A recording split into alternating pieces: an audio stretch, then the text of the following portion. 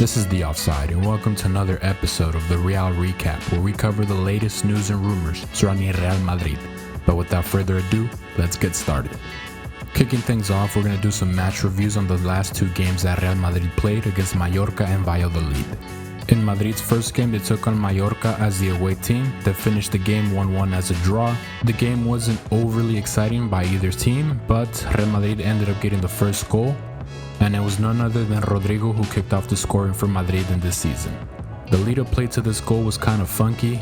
Nobody seemed to be able to get a full control on the ball until Vinny Jr. gave a little backheel pass to Rodrygo. Rodrygo opened up his shot, and then he took a beautiful curving shot into the side netting. Overall, I think Rodrygo played pretty well that game. Not only did he get the goal, but he was one of Madrid's best players as well. This is also Rodrygo's second year in a row kicking off the scoring for Madrid's season. Unfortunately for Madrid, we couldn't hold the lead. We let an open header go in from a corner and they tied the game 1-1.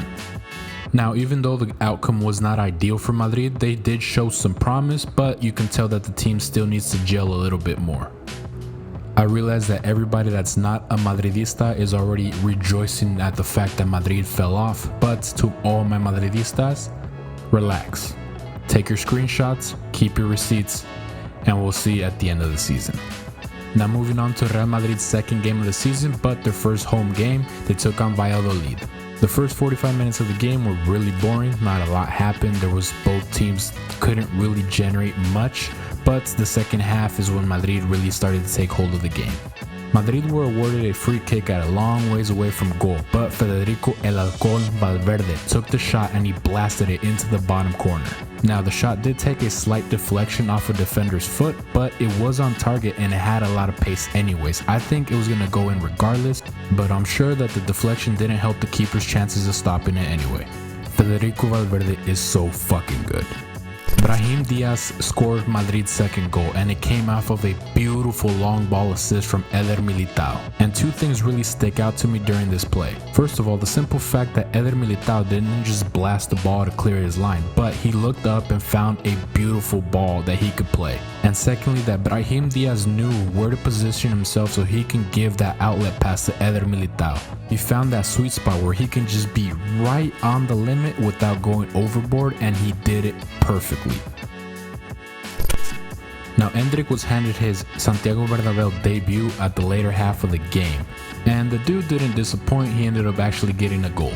He was caught in between two defenders and he opened up his body to the right side to get a shot off, and it was a beautiful strike. It looked kind of like a slap shot and he just powered it straight through the bottom corner. Although the keeper was there, he just couldn't react fast enough because the shot had a lot of pace. So shout out to Sir Bobby Charlton for influencing this new generation of footballers. So real quick before we move on, I just want to give a couple final thoughts on both of these games. Although we didn't get the best out of the two games, we ended up tying one and winning one. I think Madrid is still looking for that perfect balance in the team. I think as the season goes on, they're going to balance and get a lot more comfortable with each other. And I think they're going to get a lot better, which is kind of scary to think about. So if we take a quick look at the standings for La Liga, Real Madrid is currently in 4th place after 2 games.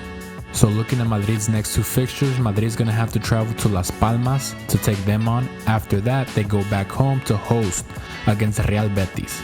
Now, it goes without saying, as a Real Madrid fan myself, I'm hoping for 6 points out of these 2 games. But overall, I really want to see the team gel better. I want them to get to know and play with each other better. And once we could start getting them acquainted with each other, I think the rest is going to just be a lot more straightforward. Still, we need to get 6 points out of these 2 games.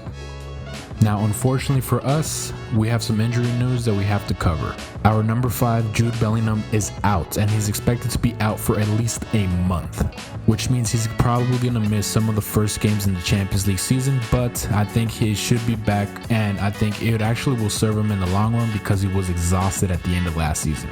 The reports I am seeing are saying that he has plantar fasciitis or some type of fascia kind of injury.